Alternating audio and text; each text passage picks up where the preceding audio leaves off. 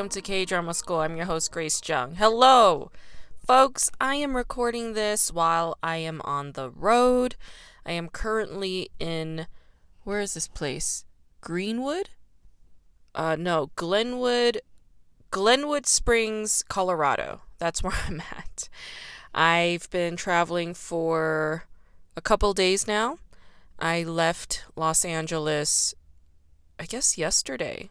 Yeah, I left LA yesterday. On June 1st was the day I left LA. And, it's a very different experience than when I left New York. Because when I left New York in September of 2015, I remember sobbing hysterically in my car as I was driving away because I was leaving everything behind. I was leaving behind my family, leaving behind all my friends, leaving behind my job, everything to go somewhere completely new. And I guess it was daunting, so I was crying a lot. But then this time around, as I was leaving LA to go back to New York and then eventually to Wisconsin, um, it wasn't a very emotional experience, to be honest with you. I remember throwing away everything. By the way, did you know that whatever you buy ends up in the garbage can? Did did you know this? Because that's exactly what happened with me. Like, I threw away my whole entire life. Like, I'm recording this in my car right now, and everything that fits in my car is what I brought. Did I send 6 boxes of books and DVDs to my parents' house? Yeah, I did. And that's something you need to know. Media mail, if you send things via media mail, it is way cheaper. Did you know this? If you did not know this, now you know this. Media mail is the way to go. I I I threw away all of my furniture, all right? Everything I've ever loved and owned for the last 9 years, I've parted ways with, all right? And going through that process, I realized like I needed the last 3 years of Buddhist meditation, Buddhist philosophy, like non-attachment, non-clinging exercises. I mean, that stuff helped a lot in this current process. So anyway, that's what I want to say to you all. Whatever you buy ends up owning you. Even journals. Like, I had journals from like 10 years ago, 15 years ago. And I had kept them. I had kept them all these years, and I was just like, this is just weighing me down. It's just extra baggage. I need to let it go. So I threw them away. I threw away so many mugs. Like, for those of you who know me, I love mugs. I love coffee mugs, teacups, ceramics. That's my favorite. And I threw the majority of my mugs. I had a Mike Perry special Duvel cup that I threw away, which I had for like 10 years in the garbage can. Yeah. I threw away a $70 antique mirror. I threw that away. But I put it like on the curb, so I know that somebody will take it, and I know it'll serve them well. In fact, as I was throwing things away, I saw my neighbors like grabbing things and taking it into their house. Like the neighbors that I never spoke to because they creeped me out. Like, that's one thing I would like to change about my life once I get to my new place in Madison, Wisconsin. I want to live in a nicer neighborhood. I want to be friends with my neighbors. Like, that's something I would like to develop. Like, I've never developed any kind of relationship with my neighbors in any of the places I lived in. Ever.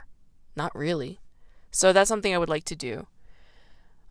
Is Colorado beautiful? Yeah. You didn't ask, but yeah, Colorado is beautiful. I think of all the places I've driven through, Colorado is probably the most beautiful state.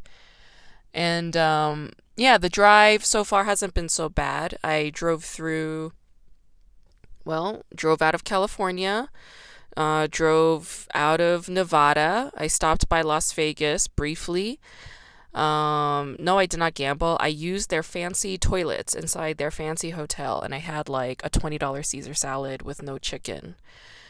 I spent the night in a place called Beaver, Utah, and it was a very crummy motel with moths and bugs in the bathroom with a those knobs that don't work, so you couldn't control the temperature. Yeah, it was a shitty motel, but was it beautiful? Yeah. Beaver is a very beautiful place in Utah. They have a creamery there that's famous or something. I am currently in a place where they're very famous for their hot springs. I myself have not used the hot springs. I spent the afternoon in my hotel room doing work. I think that's enough personal updates from me. Let's get into some K-dramas. I know I didn't cover anything last week, so I'll cover something today. I remember asking some of my listeners about shaman-related shows, and somebody mentioned Hi Bye Mama. Very good recommendation. Thank you for mentioning that. Shout out to my listeners for mentioning that. Very good recommendation because Hi Bye Mama does have a shaman character. First of all, Hi Bye Mama. Let's talk about this. This show came out in the year 2020. It stars Kim Tae-hee, and this is her big return to the small screen. Like, she hadn't done television in a minute. And Kim Tae-hee was back in action on the small screen. Kim Tae-hee, I have seen her do 2 dramas in the past. She did a drama with Kong Yoo way back when, and it's a terrible show. Like, even with Kim Tae-hee and Kong Yoo, it still sucked. So, what does that say? It was an awful show. I think that came out like maybe 15, 20 years ago. But after that, she did a show called Stairway to Heaven. That show, not so bad. Stars Choi Ji-hoo and, what's his face? Lee Sang-woo? Yeah, Lee Sang-woo and Choi Ji-hoo are both in that. And Kim Tae-hee plays the evil girl. She plays the villain. And she kills it as the villain. She's so good at playing evil. She has kind of like an evil looking face. Like, she has the kind of face that looks like, oh, you think you're hot shit, don't you? Like, she looks like a bit of a stuck-up bitch, you know? Here's the thing. Kim Tae-hee went to Seoul National University, okay? She went to Seouldae.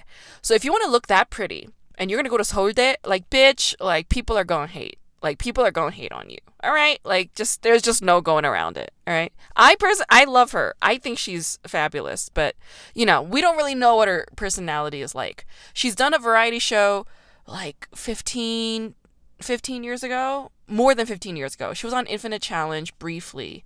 And, like, that was, like, the only time she did a variety show, I think. Maybe she did, like, 1 or 2 since then. But, yeah. This was her big return to television after getting married and having a couple kids with P. Yeah, Rain. She's married to Rain. So you K-pop kids out there, this is some K-pop history for you guys. Kim Tae-hee is married to a K-pop idol, a huge one, named P, aka Rain.